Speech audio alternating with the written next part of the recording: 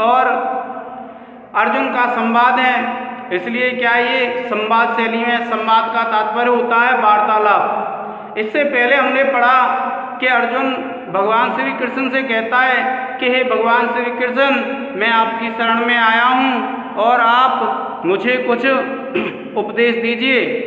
तब क्या होता है, भगवान श्री कृष्ण उसको अर्जुन को उपदेश देते हैं। अब क्या कहते हैं, देखिए, असोच्यान कहते हैं, सोच सुच धातु होती है विचार करने अर्थ में। असोच्यान अर्थात जिसका शोक नहीं करना चाहिए, सुच धातु शोक अर्थ में होती है, तो क्या कहते हैं, असोच्यान जिसका शोक नहीं करना चाहिए। यहाँ से आ निकल आएगा और ये हो जाएगा अनवशोचः। असोच्यान अर्थात जो शोक का विषय नहीं है, अनवशोचः कि तुम उसका शोक कर रहे हो, तुम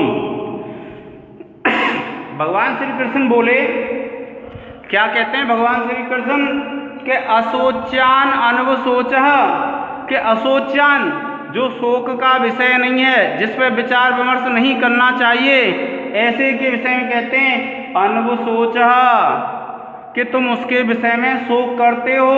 तुम माने तुम, ये तुम किसके लिए आया है, ये अर्जुन के लिए आया है। प्रज्ञावादांश भाषसे, प्रज्ञावादान, प्रज्ञावाद कहते हैं, प्रज्ञा कहते हैं ज्ञान को, बुद्धि को, और प्रज्ञावादांश भाषसे कि तुम प्रज्ञावाद की बातें करते हो।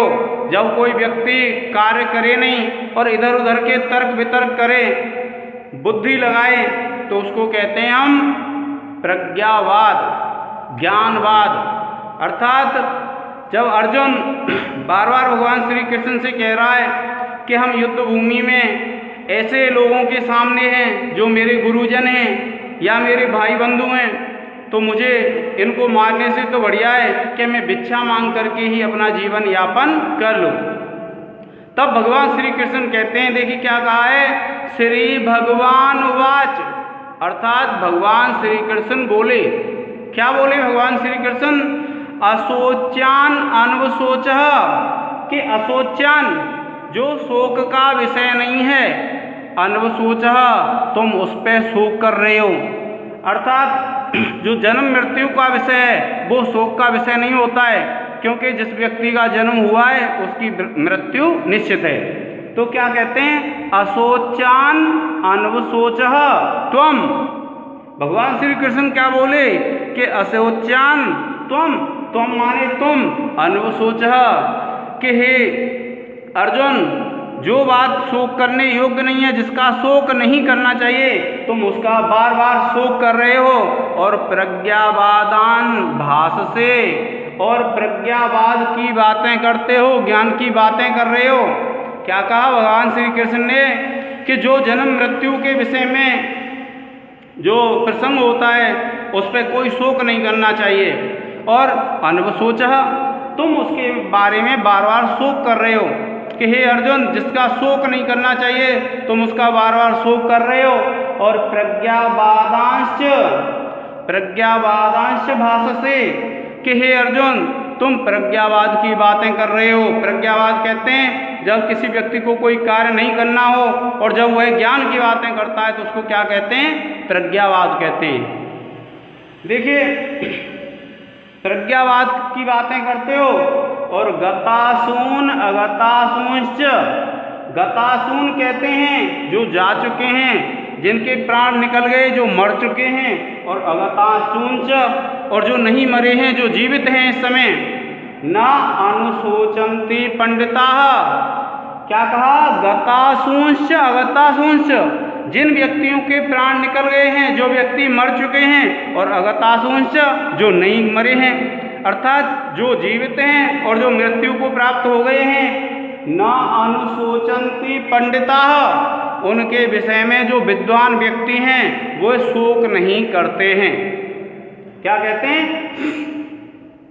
कि न अनुशोचन्ति पंडिताः, कि ऐसा जो प्रकरण होता है कि कौन जीवित है, कौन मृत्यु को प्राप्त हुआ, किसको मारें किसको नहीं मारें, इसके विषय में जो पंडित होते हैं, पंडित कहते हैं विद्वान व्यक्तियों को, तो इन्होंने बताया है कि जो पंडित व्यक्ति होते हैं, जो विद्वान व्यक्ति होते हैं, वे इस विषय में शोक नहीं करते हैं। किस विषय में? कि कौन मृत्यु को प्राप्त हो गया है और कौन इस समय जीवित अवस्था में है। देखिए एक बार पुनः देख लीजिए क्या कहते हैं, अशोच्यान त्वम अनवशोच। भगवान श्री कृष्ण अर्जुन से बोले कि अशोच्यान, जो शोक करने की बात नहीं है, अनवशोच, तुम उस पर बार बार शोक कर रहे हो, और प्रज्ञावादांच भाषसे, कि तुम प्रज्ञावाद की अर्थात ज्ञान की बातें करते हो। गतासून च अगतासून पंडिता न अनुशोचन्ते। गतासून अर्थात जिनके प्राण जा चुके हैं, और अगतासून च, और जिनके प्राण नहीं गए अर्थात जो जीवित अवस्था में हैं, ऐसे विषयों में जो विद्वान व्यक्ति होते हैं, वे विद्वान व्यक्ति कभी भी शोक नहीं करते। क्या बताया? कि जिनके प्राण जा चुके हैं और जो जीवित अवस्था में हैं, उसके विषय में जो विद्वान व्यक्ति हैं, पंडित जो व्यक्ति होते हैं, वे शोक नहीं करते। आपके समझ में आ गया होगा। अब देखिए, आपको पता है ये व्याख्या के लिए आते हैं, तो व्याख्या में आप क्या करते हैं, सबसे पहले संदर्भ लिख देते हैं, उसके बाद आप प्रसंग लिखते हैं, और प्रसंग के बाद व्याख्या कर देते हैं। व्याख्या करने के बाद क्या लिखते हैं आप? विशेष लिखते हैं। अब देखिए विशेष लिखेंगे हम, इसको रेखांकित कर देंगे आप, और फिर आप लिखेंगे, देखिए आप अगर इसमें गिनते हैं तो कुल मिलाकर के इसमें 32 वर्ण हैं, और 32 वर्ण का जो छंद होता है वह कौन सा होता है? अनुष्टुप छंद। तो हम विशेष में 1 नंबर डाल के लिख देंगे कि इस पद्य में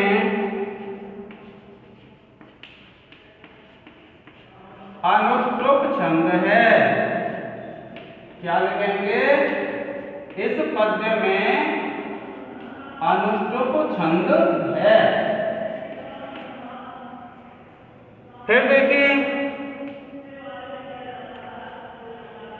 दूसरी जो बात है इसमें, प्रज्ञावाद।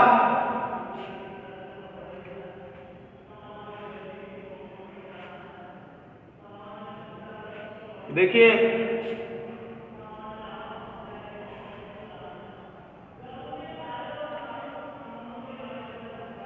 आप लिखेंगे प्रज्ञावाद,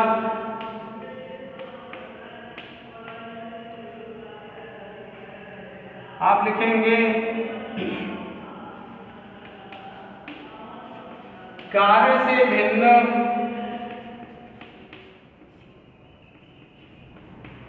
ज्ञान की बातें करना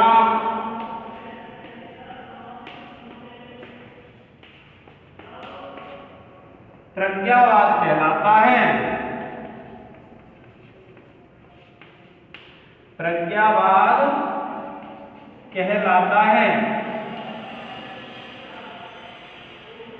इसके बाद प्रिय विद्यार्थियों, आप इसका एक स्क्रीनशॉट ले लें।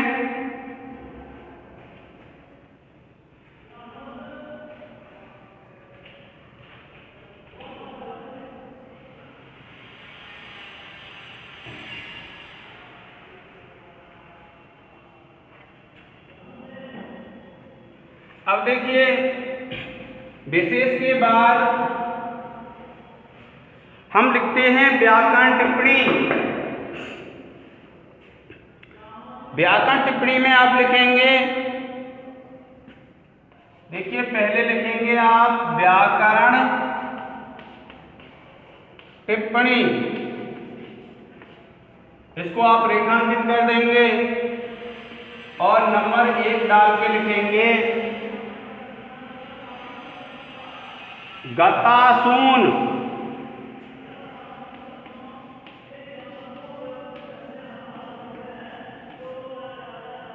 आप लिखेंगे गत प्लस असून, दीर्घ संधि। और इसका सूत्र होता है अकः सवर्णे दीर्घ। इसके बाद दूसरी व्याकरण टिप्पणी लिखेंगे हम भाष से। भाष से में आप लिखेंगे भाष धातु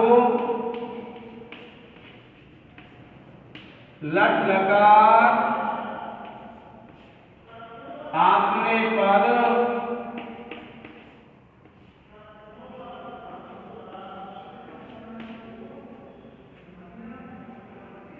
मध्यम पुरुष एक वचन। उसके बाद तीसरी लिखेंगे आप त्वम। इसमें आप लिखेंगे युष्मद् शब्द। क्या लिखेंगे? युष्मद् शब्द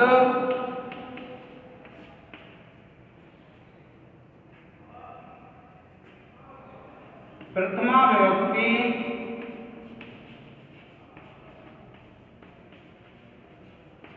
एक वचन।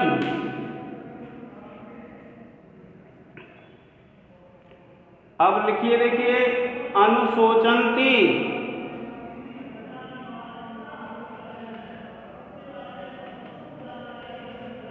अनुशोचन्ति। अनुशोचन्ति में हम लिखेंगे अनु उपसर्ग शुच धातु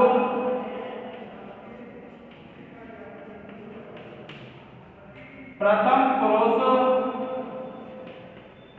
बहुवचन। इसके बाद आप लिखेंगे गत और इसमें आप लिखेंगे गम धातु त प्रत्यय। इस प्रकार से विद्यार्थियों यहां पर भी आप लिख सकते हैं न प्लस अनुशोचन्ति, ये दीर्घ संधि हो जाएगी। और उसके बाद गतासून, यहां भी अनुशोच प्लस त्वम दीर्घ विसर्ग संधि हो जाएगी इसमें। इस प्रकार से प्रिय विद्यार्थियों आपको व्याकरण टिप्पणी लिखनी है। आप इसकी एक स्क्रीनशॉट ले लें।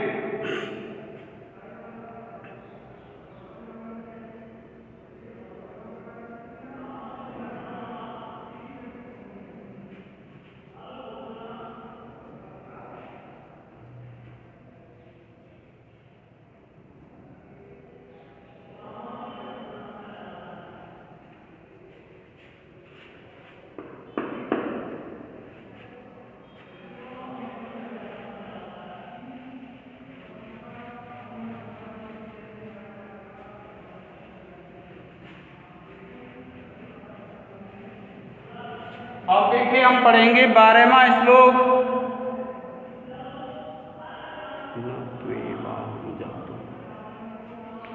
न त्वेवा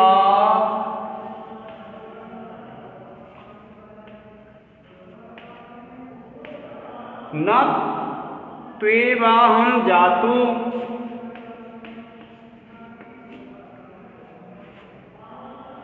नासं न त्वं नासं न त्वं ने मे जनाधिपाः।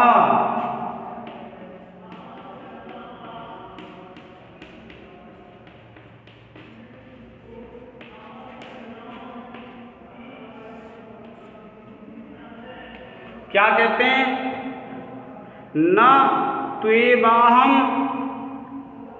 जातु नासं न त्वं ने मे जनाधिपाः न चैव न भविष्यामः। न चैव न भविष्यामः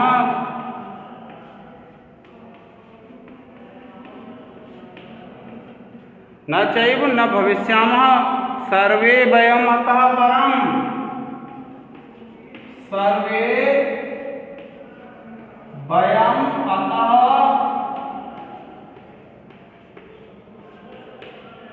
परम। ये प्रिय विद्यार्थियों 12वां श्लोक है।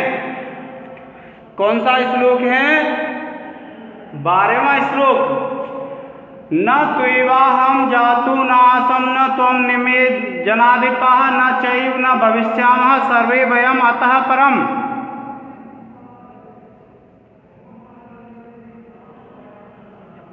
क्या कहते हैं? न त्वेवाहं जातु न आसम न त्वं नेमे जनाधिपः न च एव न भविष्यामः सर्वे वयम् अतः परम। देखिए भगवान श्री कृष्ण ने क्या कहा कि न तो, क्या कहा? न तु एव अहम, कि न तु, कि न माने नहीं, तू माने तो, अहम माने मैं, न ऐसा नहीं है, एव अहम, अहम माने मैं। देखिए इसमें जब संधि विच्छेद करेंगे तो क्या हो जाएगा? तू, एव और अहम, यह संधि विच्छेद हो जाएगा तो क्या कहते हैं? ना तू एव अहम। जातु, जातु कहते हैं किसी समय में। न आसम, आसम माने था। क्या कहा भगवान श्री कृष्ण ने? न तू एव अहम, कि न तू, ऐसा नहीं है कि अहम माने मैं। जातु न आसम, जातु का अर्थ होता है किसी समय में, न आसम नहीं था। क्या कहा भगवान श्री कृष्ण ने? कि न तु एव अहम जातु, जातु कहते हैं किसी समय में, न आसम नहीं था। क्या कहा भगवान श्री कृष्ण ने? कि ऐसा नहीं है कि मैं किसी समय में नहीं था। और फिर क्या कहा? न तुम, ऐसा भी नहीं है कि तुम नहीं थे। तुम किसके लिए आया है? अर्जुन के लिए। न इमे, क्या होगा ये? न इमे, कि न माने नहीं, ऐसा भी नहीं है। इमे जनाधिपा, जनाधिपा कहते हैं राजा को, कि ऐसा भी नहीं है कि किसी समय ये राजा लोग नहीं थे। क्या कहा भगवान श्री कृष्ण ने? कि हे अर्जुन, ऐसा नहीं है कि किसी समय में मैं नहीं था, तुम नहीं थे और ये राजा लोग नहीं थे। अर्थात भूतकाल में, वर्तमान काल में और भविष्य काल में, तीनों ही कालों में ये राजा लोग भी थे, मैं भी था और तुम भी थे, और अगर ये मर जाएंगे तो भी होंगे। तो क्या कहते हैं? ना तो एव अहम, कि ना तू एव अहम, कि ऐसा नहीं है कि जातु माने किसी समय में, ना आसम नहीं था, कि ऐसा नहीं है कि मैं किसी समय में नहीं था। न तुम, और ऐसा भी नहीं है कि तुम नहीं थे। तुम अर्थात अर्जुन। न इमे जनाधिपाः, और इमे जनाधिपाः, ये जो राजा लोग हैं युद्ध भूमि में, कौन से? जो पांडवों का साथ दे रहे थे, जो कौरवों का साथ दे रहे थे, जो अन्य जो राजा लोग थे। तो क्या कहा भगवान श्री कृष्ण ने? कि भाई ऐसा नहीं है कि तीनों कालों में तुम नहीं थे, मैं नहीं था, अथवा ये राजा लोग नहीं थे, ऐसा नहीं है। किसने कहा? भगवान श्री कृष्ण ने। अर्थात हम सभी, अर्थात मैं, तुम और ये जो राजा लोग हैं वो तीनों कालों में थे। और न च एव, और न च एव, ऐसा भी नहीं है। क्या नहीं है? न भविष्यामः, न माने नहीं, भविष्यामः, भविष्य में होंगी, सर्वे वयम, हम सभी, सर्वे माने सब, वयम माने हम, अतः परम। अतः परम का तात्पर्य क्या होता है? आज के बाद। क्या बताया भगवान श्री कृष्ण ने अर्जुन से कि हे अर्जुन, ऐसा नहीं है कि किसी समय में तुम नहीं थे, मैं नहीं था, अथवा ये राजा लोग नहीं थे, और ऐसा भी नहीं है कि भविष्य में हम सब नहीं होंगे, अर्थात अब मर जाएंगे तो पुनः भविष्य में भी होंगे। देखिए क्या कहते हैं कि न तु एव अहम, कि ऐसा नहीं है कि मैं जातु किसी समय में न आसम नहीं था, न तुम नहीं थे, न इमे जनाधिपा, और ये राजा लोग नहीं थे। जनाधिप कहते हैं राजा लोगों को। और न च एव, और न च एव, च प्लस एव हो जाएगा कि न च एव, और ऐसा भी नहीं है। क्या नहीं है? न भविष्यामः सर्वे, कि न भविष्यामः नहीं होंगे, सर्वे सभी, वयम हम सब, अतः परम आज के बाद हम सब नहीं होंगे, ये भी नहीं है। अर्थात भविष्य में मेरा भी जन्म होगा, तुम्हारा भी होगा, और इन राजा लोगों का भी जन्म होगा। अर्थात ऐसा नहीं हो सकता है कि वर्तमान काल में ये नहीं थे, अर्थात थे। ऐसा भी नहीं है कि भूतकाल में नहीं थे, और ऐसा भी नहीं है कि ये भविष्य में नहीं होंगे। तो भगवान श्री कृष्ण ने क्या बताया अर्जुन को इस श्लोक में कि हे अर्जुन, ऐसा नहीं है कि किसी समय मैं नहीं था, तुम नहीं थे, और ये राजा लोग नहीं थे, और ऐसा भी नहीं है कि आज के बाद हम सभी नहीं होंगे। क्योंकि अर्जुन मोहित हो रहा है कि भाई मुझे पूर्वजों को मानना पड़ेगा, और युद्ध भूमि में मेरे पूर्वज हैं। तब क्या है, भगवान श्री कृष्ण अर्जुन को समझाते हुए कहते हैं कि ऐसा नहीं है कि हम सब पहले नहीं थे, भविष्य में नहीं होंगे, अर्थात हमारा सबका जन्म पहले भी था, अब भी है, और मरने के बाद भविष्य में दोबारा होगा। इस प्रकार से भगवान श्री कृष्ण ने अर्जुन को बताया। देखिए, आप एक बार इसको पढ़ लीजिए।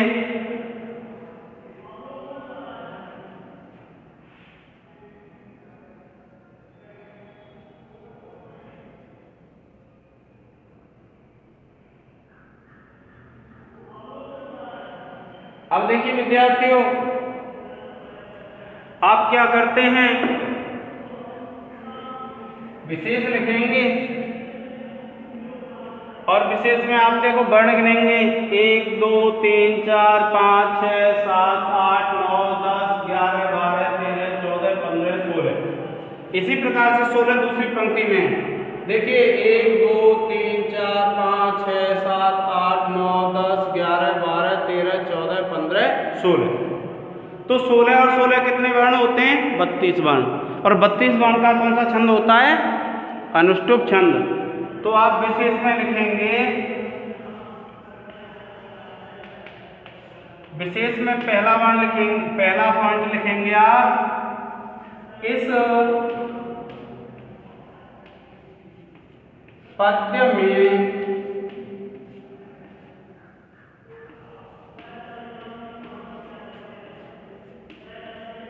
अनुष्टुप छंद है।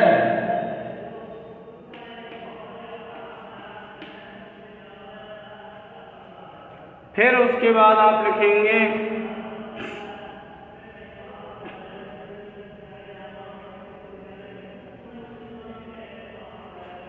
इस पद्य में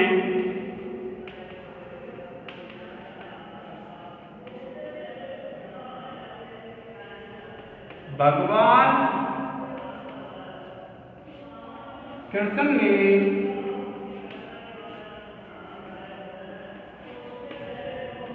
जीव के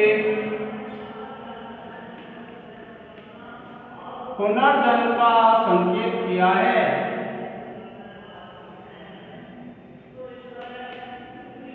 पुनर्जन्म का संकेत किया है।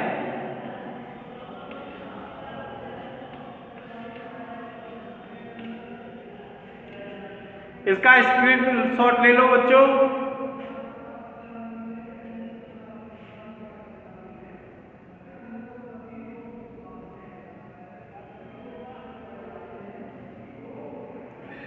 अब देखिए, अब मैं इसको श्यामपट्ट से साफ कर रहा हूं।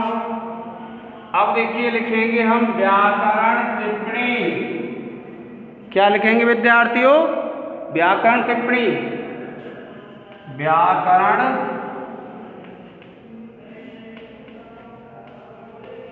टिप्पणी। जब भी आप ये लिखते हैं तो इनके सामने वाली जो पंक्ति है वो खाली छोड़ देंगे, लेकिन मैं इसलिए लिख रहा हूं क्योंकि यहाँ स्थान का अभाव है। देखिए त्वेवा हम, पहला शब्द लिख रहा हूं मैं, त्वेवा अहम। तो इसमें आप लिखेंगे तू प्लस एव प्लस अहम। यहां संधि हो जाएगी आपकी यण, यहां संधि हो जाएगी आपकी दीर्घ, तू एव। और यण संधि का सूत्र है एक और यणची, और दीर्घ संधि का सूत्र है अकः सवर्णे दीर्घ। ठीक है विद्यार्थियों। अब देखिए दूसरा लिखेंगे हम चैव। हम लिख देंगे च प्लस एव, और आप लिख देंगे वृद्धि संधि। और इस वृद्धि संधि का सूत्र है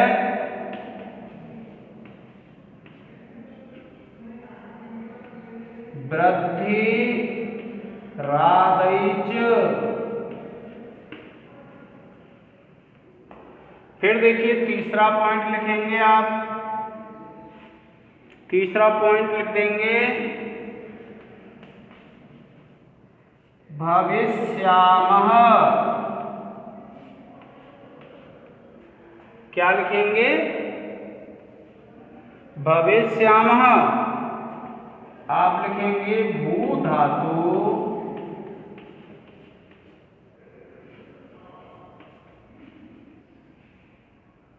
लिट लकार, भू धातु लिट लकार उत्तम पुरुष बहुवचन। और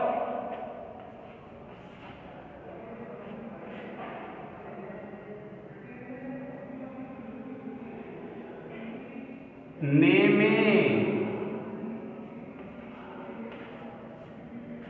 आप लिखेंगे न प्लस इमे, और आप लिख देंगे गुण संधि,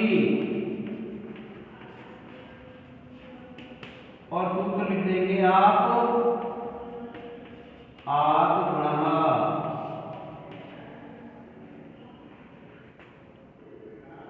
क्या लिख देंगे?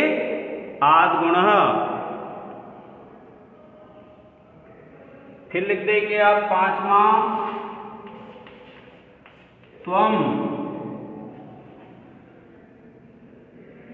आप लिख देंगे युष्मद् शब्द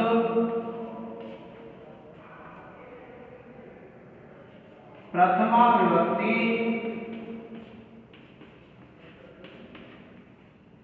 युष्मद् शब्द प्रथमा विभक्ति एक वचन।